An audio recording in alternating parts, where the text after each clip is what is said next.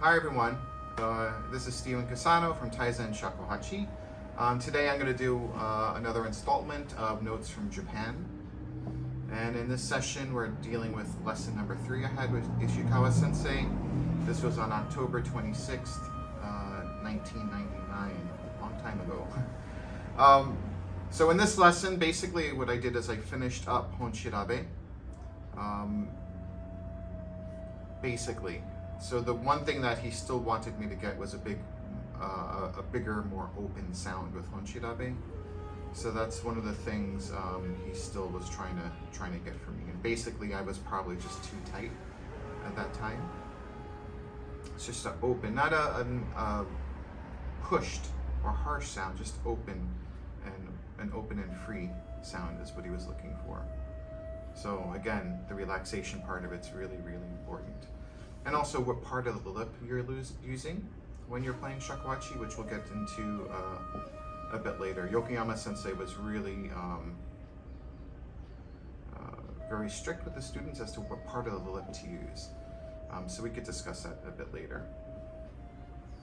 Because remember, Ishikawa Sensei was a student of Yokoyama, so it's a direct lineage between the two.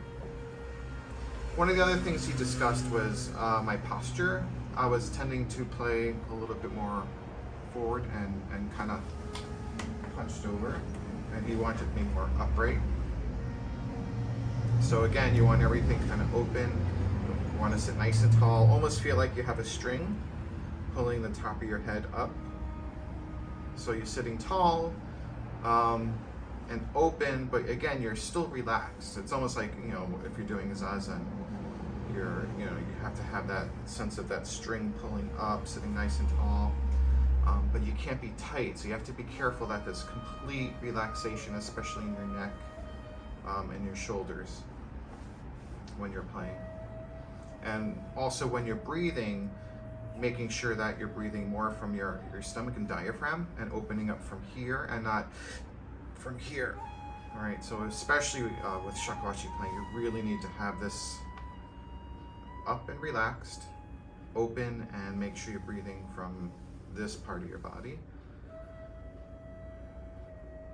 So you could test it by, just putting your hand on your stomach, inhaling, and then when you're inhaling, you should feel your stomach coming out. There's really not much, if anything, that would probably be the last part of it. So you could start your breath from the tummy,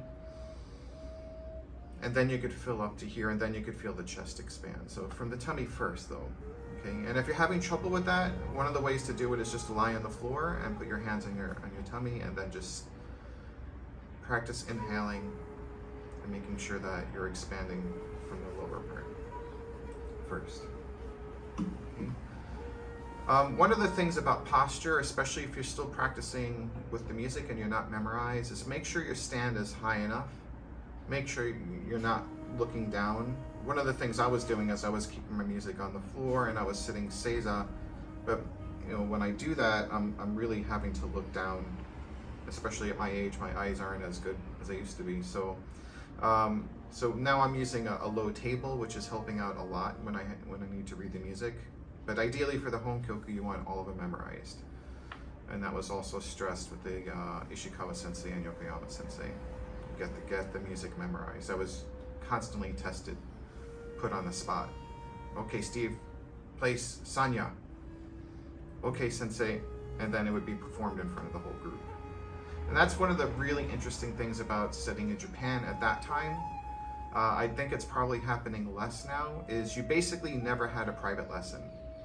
So every time I would go to Ishikawa Sensei's teaching studio, it would be me and Ishikawa up front, and then maybe 5 or 6 other students watching the lesson. And as a beginning student at that time, it was quite nerve-wracking, but you start developing your performing chops even as a beginner.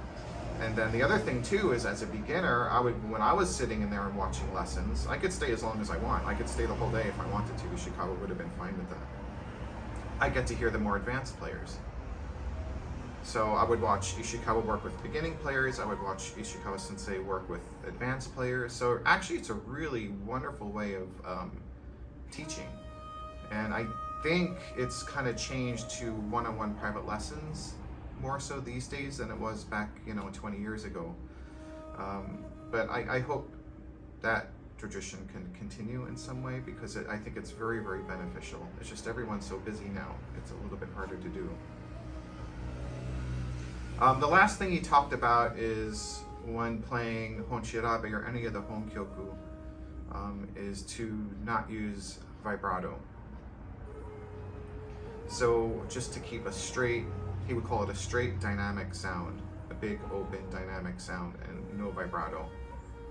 Certain styles in the honkyoku will use vibrato, so you go according to what your teacher's telling you to do in the style that you're learning. But in the Yokoyama and Ishikawa lineage, it's just a straight sound, no vibrato. All right, so that's it for this lesson. So we talked about still needing to open up the sound, a bigger sound, but again, still keeping relaxed, making sure when you're breathing that it's coming from the diaphragm and the lower abdomen first, sitting nice and tall, feeling like there's a string pulling the top of your head up, and then making sure that you're playing with good posture. If you are using music, make sure the stand's high enough so you can maintain a good level posture.